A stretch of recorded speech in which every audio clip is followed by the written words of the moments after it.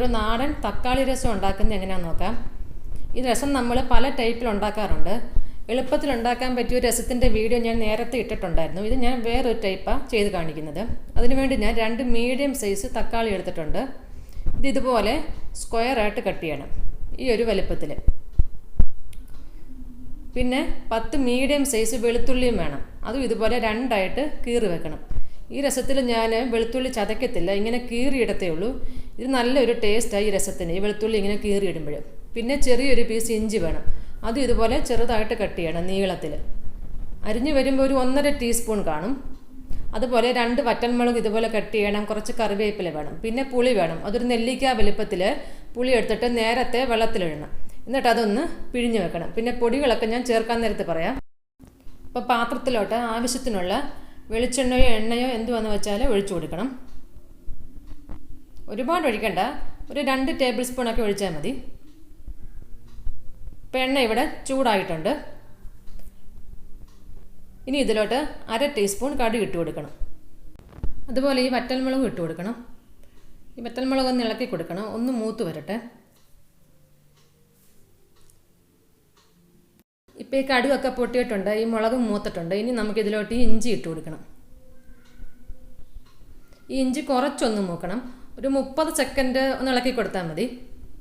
തീ ഒരു മീഡിയം ഫ്ലെയിമിൽ വെച്ചാൽ മതി. കാരണം ആ ഇഞ്ചി കുറച്ചൊന്ന് മൂക്കുമ്പോൾ നല്ലൊരു ടേസ്റ്റ് ആയിരിക്കും ഈ രസത്തിന്. ഇപ്പോൾ ഇഞ്ചി കുറച്ചൊന്ന് മൂത്തിട്ടുണ്ട്. ഇനി നമുക്കിതിലോട്ട് ഈ അരിഞ്ഞു വെച്ചേക്കുന്ന വെളുത്തുള്ളി ഇട്ട് കൊടുക്കണം. അതുപോലെ ഈ കറിവേപ്പിലയും കൂടി ഇട്ട് കൊടുക്കണം. എന്നിട്ട് ഇതെല്ലാം കൂടെ ഒന്ന് വഴറ്റിയെടുക്കണം. ഈ വെളുത്തുള്ളി ഒരുപാട് അങ്ങ് ചുമക്കണ്ട, ചെറുതായിട്ട് ഇതിൻ്റെ നിറം ഒന്ന് മാറിയാൽ മതി. അത്രയും നേരം ഒന്ന് ഇളക്കി കൊടുത്താൽ മതി. ഇപ്പോൾ ഈ വെളുത്തുള്ളിയുടെ നിറമൊക്കെ ഒന്ന് മാറാൻ തുടങ്ങിയിട്ടുണ്ട്. ഇനി നമുക്കിതിലോട്ട് അരിഞ്ഞു വെച്ചേക്കുന്ന തക്കാളി ചേർത്ത് കൊടുക്കണം.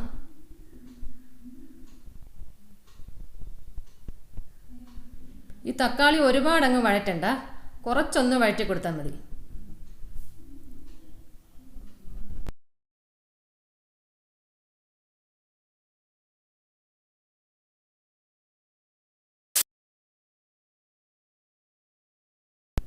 ഇപ്പോൾ ഈ തക്കാളി കുറച്ചൊന്ന് വഴന്നിട്ട് ഒന്ന് സോഫ്റ്റ് ആയിട്ടുണ്ട്. ഞാനൊരു മീഡിയം ഫ്ലെയിമിൽ ഒരു 2 മിനിറ്റ് വഴറ്റി കൊടുത്തിട്ടേ ഉള്ളൂ. ഇത്രയും വഴന്നാൽ മതി. ഇതിൽ കൂടുതൽ വഴന്നു കഴിഞ്ഞാൽ ഈ രസത്തിൻ്റെ ടേസ്റ്റ് മാറും. ഇത്രയും വഴലാവും തക്കാളി, അപ്പോഴാണ് രസത്തിന് നല്ലൊരു ടേസ്റ്റ്. ഇനി നമ്മൾ തീ ഒന്ന് കുറച്ച് വെക്കണം. ഇനി ഇതിലോട്ട് പൊടികൾ ചേർത്ത് കൊടുക്കാം. ഇതിലോട്ട് 1/4 ടീസ്പൂൺ മഞ്ഞൾപ്പൊടി ചേർത്ത് കൊടുക്കണം. അതുപോലെ 1.5 ടീസ്പൂൺ മല്ലിപ്പൊടിയും 1.5 ടീസ്പൂൺ മുളക് പൊടിയും ചേർത്ത് കൊടുക്കണം.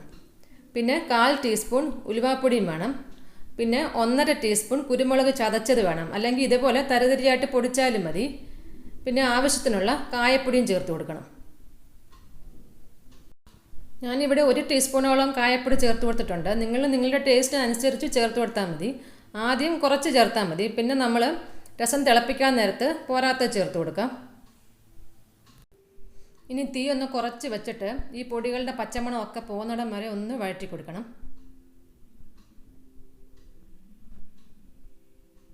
ഇപ്പോൾ ഇതിൻ്റെ പച്ചമണം എല്ലാം നല്ലതായിട്ട് പോയിട്ടുണ്ട്. ഇപ്പം നല്ലൊരു സ്മെല്ലൊക്കെ വരുന്നുണ്ട് ഈ മസാലയുടെ. ഇനി നമുക്കിതിലോട്ട് പുളിവെള്ളം കൂടെ ചേർത്ത് കൊടുക്കണം. ഞാനൊരു വലിയ നെല്ലിക്ക സൈസ് വലിപ്പത്തിൽ കുറച്ച് വെള്ളത്തിൽ പുളി പിഴിഞ്ഞ് വെച്ചേക്കുന്നത്. അപ്പോൾ ഇത് മുഴുവനും നമുക്ക് ചേർത്ത് കൊടുക്കണ്ട, നിങ്ങളുടെ ടേസ്റ്റിനനുസരിച്ച് ആവശ്യത്തിന് ചേർത്ത് കൊടുത്താൽ മതി.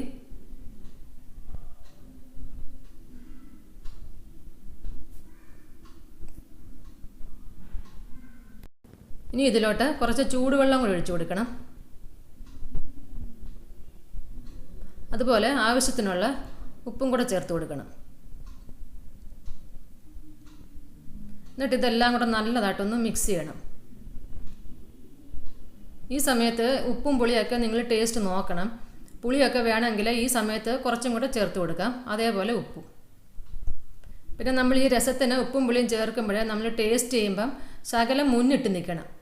ഒരു ശകലം ഉപ്പും പുളിയും അറിയണം, അതുപോലെ ആയിരിക്കണം ഇരിക്കേണ്ടത്. എങ്കിലേ നമ്മൾ ചോറിലൊഴിക്കുമ്പോൾ നല്ലൊരു ടേസ്റ്റ് കാണത്തുള്ളൂ. അതുപോലെ വേണം ചേർത്ത് കൊടുക്കാൻ. ഞാനിതിലോട്ട് 2.5 ഗ്ലാസ് വെള്ളമാണ് ചേർത്ത് കൊടുത്തത്. 2.5 ഗ്ലാസ് എന്ന് പറഞ്ഞാൽ ഒരു 750 ml കാണും. ഇപ്പോൾ ഈ രസം ഇവിടെ തിളയ്ക്കാൻ തുടങ്ങിയിട്ടുണ്ട്. ഇനി ഇതൊരു മീഡിയത്തിൻ്റെ ലോ ഫ്ലെയിമിൻ്റെ ഇടയിലിട്ട് ഒരു 4-5 മിനിറ്റ് നല്ലതായിട്ട് തിളപ്പിക്കണം. അപ്പോഴേ ഉള്ളൂ ഈ ഇഞ്ചിയുടെയും വെളുത്തുള്ളിയുടെയൊക്കെ ഫ്ലേവർ അതിൽ നല്ലതായിട്ട് ഇറങ്ങത്തുള്ളൂ. ഇപ്പോൾ ഒരു 4-5 മിനിറ്റ് ആയിട്ടുണ്ട്. ഇത്രയും മതി. നമുക്കിനി ഫ്ലെയിം ഓഫ് ചെയ്യാം. അപ്പം നല്ല ടേസ്റ്റ് ആയിട്ടുള്ള രസം റെഡി ആയിട്ടുണ്ട്. അപ്പോൾ എല്ലാവരും ഇതൊന്ന് ട്രൈ ചെയ്ത് നോക്കണം. വീഡിയോ ഇഷ്ടമായെങ്കിൽ ലൈക്ക് ചെയ്യാനും സബ്സ്ക്രൈബ് ചെയ്യാനും ഷെയർ ചെയ്യാനും ഒന്നും മറക്കരുത്. പിന്നെ നിങ്ങളുടെ കമൻസൊക്കെ അറിയിക്കണേ. Thank you.